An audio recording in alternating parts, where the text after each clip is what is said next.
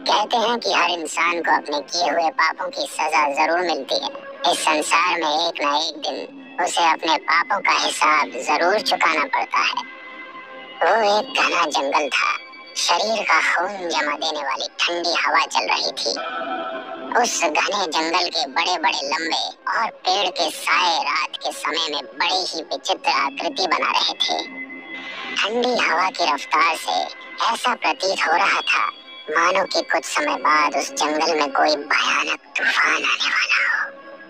एक luxury car उस घने जंगल की सड़क को चीरती हुई दौड़ती चली जा रही थी। उस कार के अंदर दो लोग सवार थे, चार्ल्स और राहुल। चार्ल्स बड़ी सावधानी पूर्वक गाड़ी चला रहा था और वहीं उसके बगल में बैठा हुआ राहुल खिड़की के बाहर का दृश्य देखने में व्यस्त था।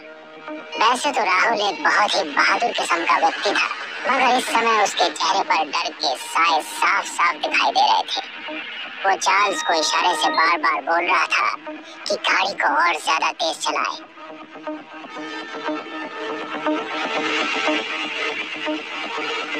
राहुल के बार बार बोलने पर चार्ल्स ने अपनी गाड़ी की स्पीड तेज कर दी थी, मगर रात के समय में वो ज्यादा गाड़ी की स्पीड तेज नहीं कर सकता था। राहुल का बार बार तेजी से गाड़ी चलाने का इशारा करना चार्ल्स का ध्यान भटका दे रहा था। इस बार भी राहुल ने चार्ल्स को गाड़ी तेज चलाने का इशारा किया ही था कि तभी कार अचानक झटके देते हुए रुक गई। चार्ल्स को ऐसा लगा मानो किसी अदृश्य शक्ति ने उसकी कार के स्पीड ब्रेक लगा दिए हो। अगर चार्ल्स गाड़ी चलाने में निपुण ना होता तो अब तक तो गाड़ी पलट जाती। गाड़ी के अचानक इस तरह रुकने से चार्ल्स और राहुल बाहर निकल कर आए। उन दोनों ने देखा कि गाड़ी के चारों टायर फटे हुए थे। कड़कती हुई सर्दी में भी उनके माथे से पसीने की बूंद टपकने लगी। वो दोनों कार के चारों टायरों को हैरत भरी नजरों से देख रहे थे, मानो कि उन्हें विश्वास ही नहीं हो रहा था कि एक साथ गाड़ी के चारों टायर कैसे पंचर हो सकते हैं, जबकि रोड बिल्कुल साफ और चिकना पड़ा था।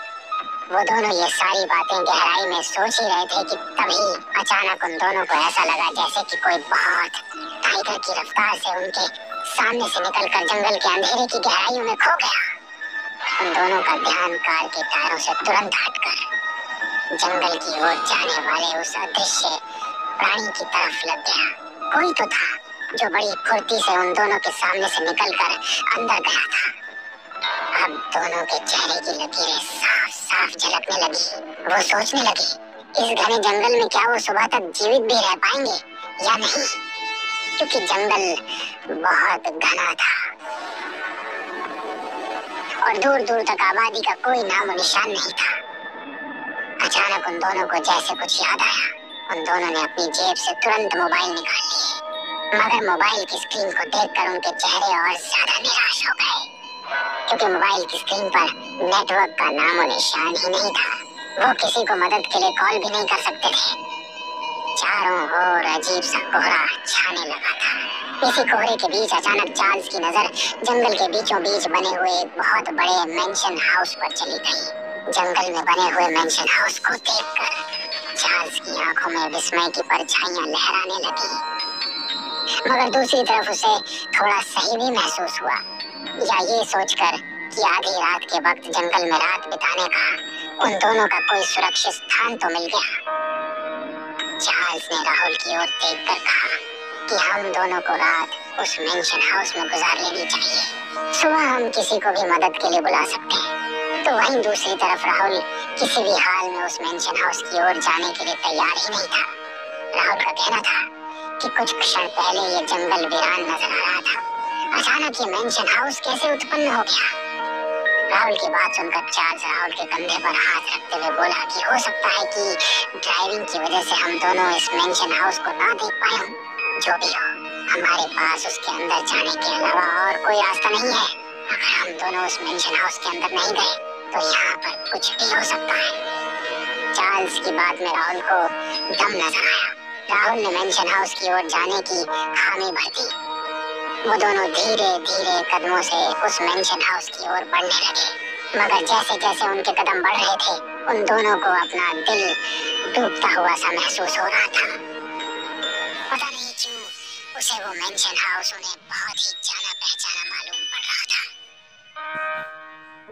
कुछ ही समय बाद वो दोनों मेंशन हाउस के अंदर खड़े हुए थे कि उन दोनों ने देखा कि उस मेंशन हाउस की दीवारों पर बड़े बड़े चीते की खालें टंगी हुई थी और वहाँ आसपास सन्नाटा पसरा हुआ था।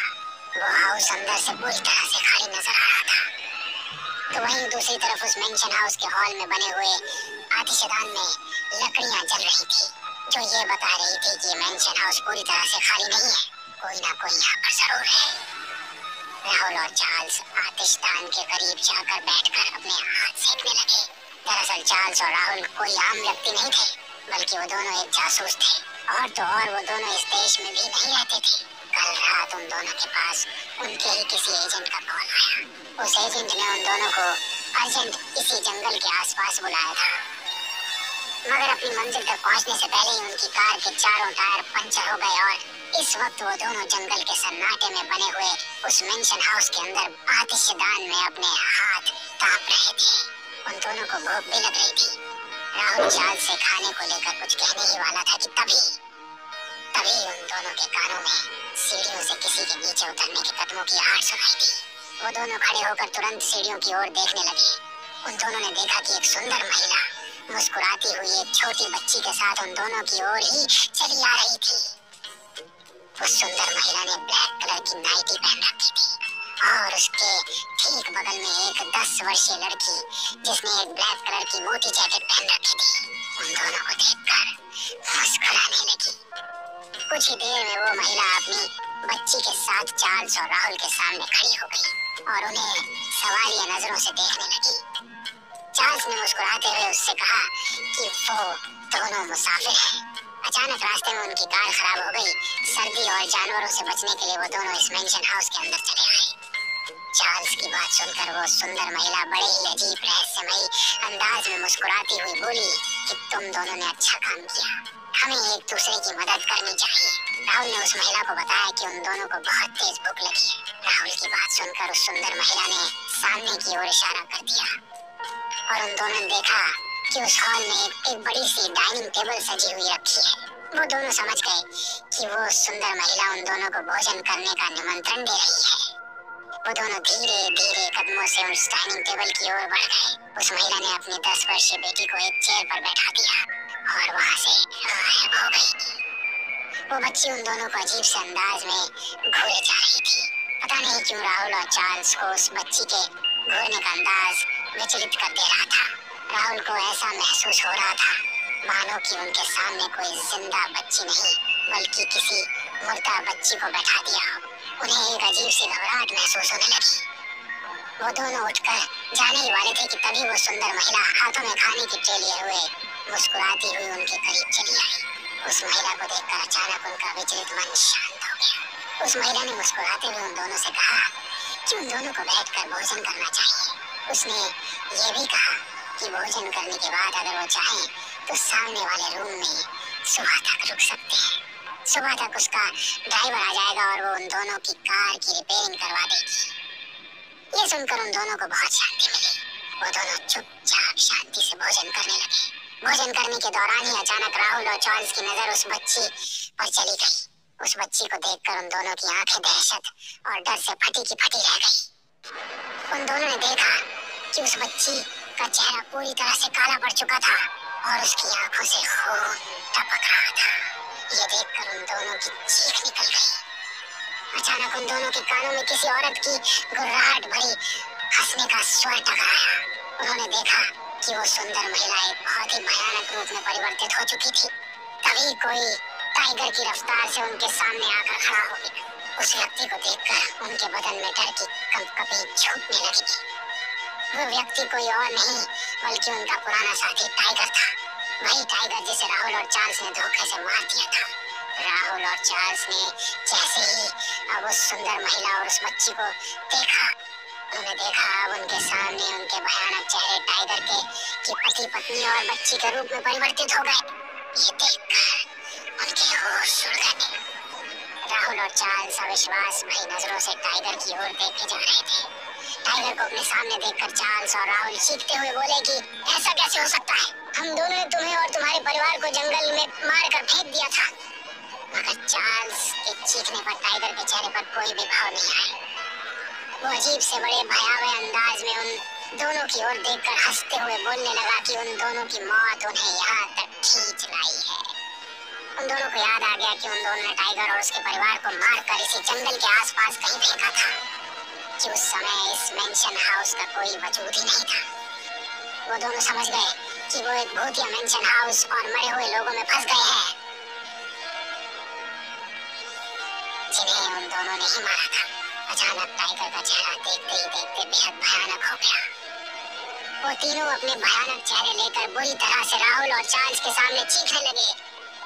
उनकी चीखों का शोर इतना ज्यादा था, उन दोनों ने अपना कान बंद कर लिए। उनकी चीखों में एक अजीब सी विचित्रता थी। जैसे तीनों अपने भयानक चेहरे और बड़े भयावह मुंह से चीखते जा रहे थे, राहुल और चार्ल्स को ऐसा महसूस हो रहा था जैसे कि उनके शरीर से कोई उनका रक्त खींच रहा हो। कुछ ही समय में दोनों मृत होकर उस मेंशन हाउस की जमीन पर गिर गए। दरअसल चार्ल्स, राहुल और टाइगर तीनों रॉ एजेंट ही थे और तीनों आपस में गहरे दोस्त भी थे। टाइगर अपने दोस्तों पर अपनी जान से भी ज्यादा भरोसा करता था, लेकिन एक मिशन के दौरान टाइगर, राहुल और चार्ल्स को लंदन भेजा गया, जहां पर कुछ आतंकवादियों ने टाइगर से अपना पुराना बदला लेने के लिए उसके परिवार को जान से मारने के लिए राहुल और चार्ल्स को बड़ी रकम पेश की। वो दोनों लालच में आ गए और दोनों ने बहुत निर्दयता के साथ टाइगर की पत्नी और 10 वर्षीय बेटी की हत्या कर दी। हत्या करने के दौरान टाइगर अचानक वहां पर पहुंच गया। भेद खुल जाने की वजह से अचानक उन दोनों ने धोखे से टाइगर के ऊपर भी गोली चला दी। टाइगर अपने परिवार सहित मारा गया। कहते हैं कुछ लोग मर के भी नहीं मरते। टाइगर और उसके परिवार के साथ कुछ ऐसा ही हुआ। उन तीनों की आत्माएं देश के गद्दारों से बदला लेने के लिए तड़प उठी और आखिरकार नियति राहुल और चार्ल्स को उनकी ओर खींच ही लाई। अगले दिन फॉरेस्ट ऑफिसर को राहुल और चार्ल्स की लाश उस घने जंगल में मिली, मगर वहां मेंशन हाउस का कोई नामो निशान मौजूद नहीं था। एक फॉरेस्ट ऑफिसर बड़ी हैरत भरे अंदाज से दूसरे फॉरेस्ट ऑफिसर से बोला कि ये तो वही जगह है जहां पर टाइगर और उसके परिवार को मारकर डाल दिया गया था। टाइगर और उसके परिवार ने देश के गद्दारों से बदला लिया था। अब उन तीनों की आत्माएं मुक्त हो चुकी थी और राहुल और चार्ल्स की आत्माएं अपनी मंजिल यानी कि नर्क में पहुंच चुकी थी।